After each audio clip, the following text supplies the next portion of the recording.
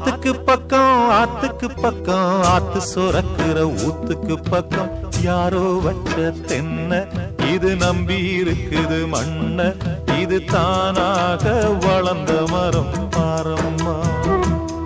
ஒரு தாயாரு தந்தை யாரு கூறம்மா.